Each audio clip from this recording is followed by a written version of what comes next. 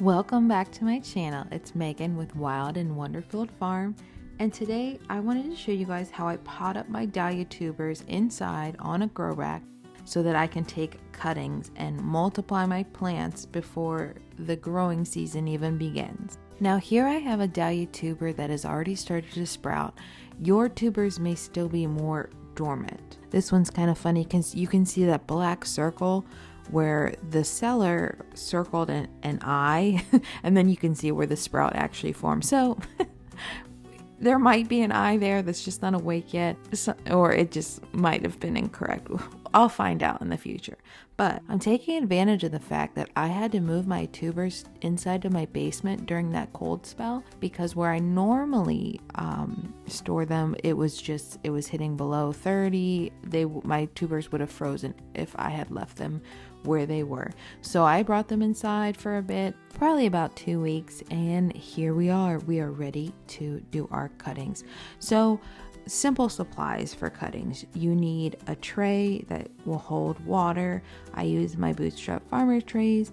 You need some sort of smaller pot. I got these little 4x4 ones sent to me by accident, so I use them whenever I can. And then some sort of loose soil. This is, I believe it's just a regular seed starting pro mix, nothing fancy. The thing I'm looking for is something that's not dense and not going to hold a lot of moisture on my tubers. I want something a little bit looser, lighter. Anything that falls into that category will work just fine.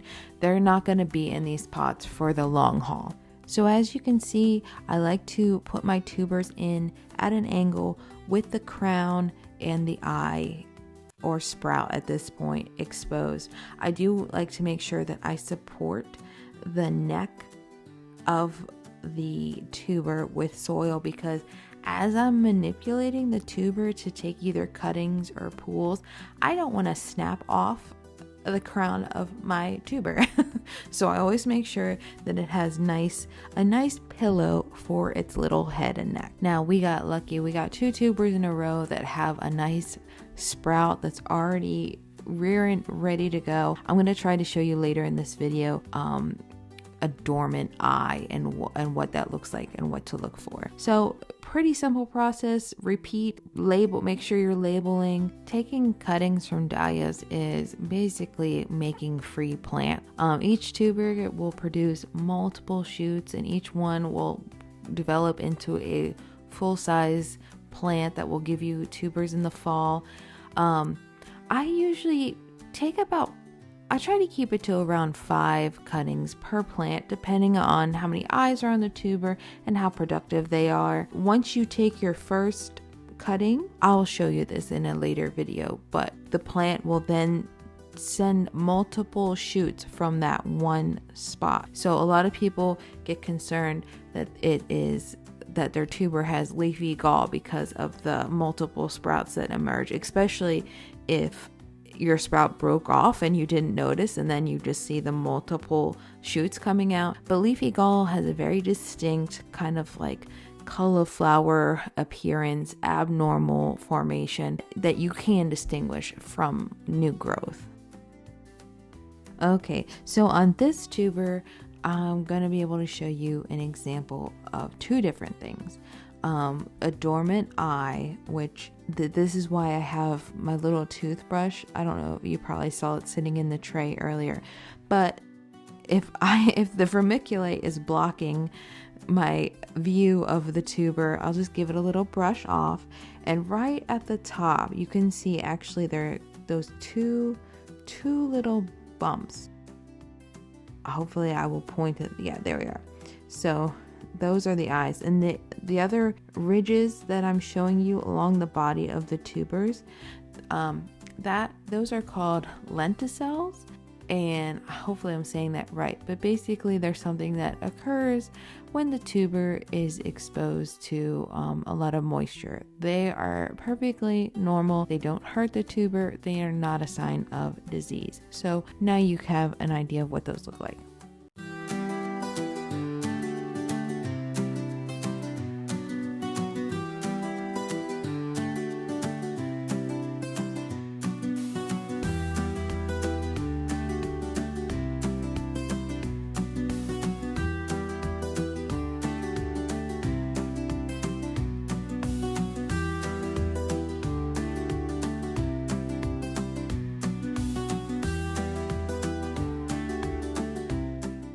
The next thing I want to point out in this video is this is something I've seen other growers do, and it's kind of support the neck of either skinny necked tubers or necks that are a little weak or maybe were bent, and you're trying to keep the tuber alive.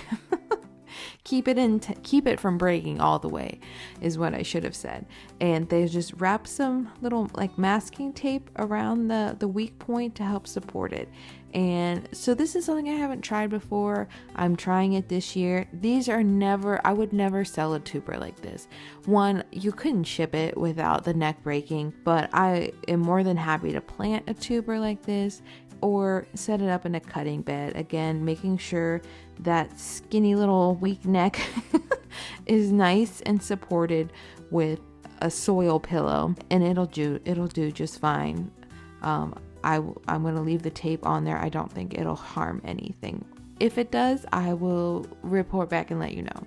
Something else I wanted to show you guys in this video is because some of these tubers, or these cuttings I should say, I may sell or trade at an upcoming local event, I do want to make sure that I'm isolating them and monitoring for disease. I do that anyway, but one way I do that is I take the little sandwich baggie that I had each tuber stored in, and I simply wrap that around the base of each container, so that keeps any water contained to that individual tuber, so there won't be mixing of the fluids that could potentially contaminate the other tubers. I will do that with all of the tubers in the tray, so you can kind of see that. Next thing I want to do is I water in the tubers. Now I want the soil to be damp but not wet. So this potting soil was completely dry, so it actually can take up a lot of water, but I'm not putting a whole lot in. Basically, one of the fastest ways you can rot your tubers that are still just coming out of dormancy is soaking them in heavy, dense, wet soil. Since they don't have a root system, in order to take up water, they can very, very easily rot, and nothing is more heartbreaking than losing your tuber when you're trying to take your cuttings. So there you go. That's a basic setup that you can replicate. Now this is going to go on my warm grow rack. My warm grow rack I like to keep between 70 and 75 degrees, as opposed to my cold grow rack downstairs, which I don't want it to be above 70 because that's where my Lysianthus and my other cold plants are going to go. I normally would keep the dahlias on a rack with the light a little bit closer to them, but right now I am germinating seeds on that rack. So these are my stock and my snapdragons. I only sowed these 2, maybe 3 days ago, and they're already germinating. Here's some Baptisia, 2 out of 72 is not bad, right?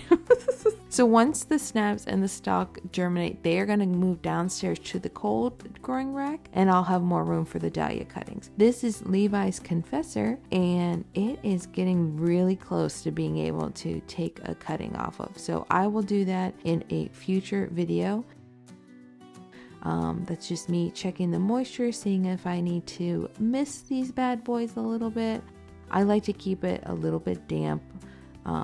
Like I'm gonna see how that soil's a bit dry. I'm gonna go in and water these. These last few clips, I just wanted to show you how there is differences between the different tubers. Some tubers take a lot longer to wake up than others.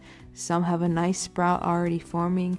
This one has multiple eyes that have pushed forward, and others are still asleep, and they will take, sometimes a couple weeks to start to wake up. And some varieties are known for being slow to wake up. Just keep an eye. As long as the tuber is firm and not mushy and rotting, let it go. It should wake up. Alrighty, my flower friends, that is it for today.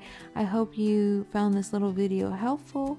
I hope you join me on the adventure of taking some dahlia cuttings, and I will be posting a video in the near future when I actually go to take the cutting. As always, Thank you guys for watching.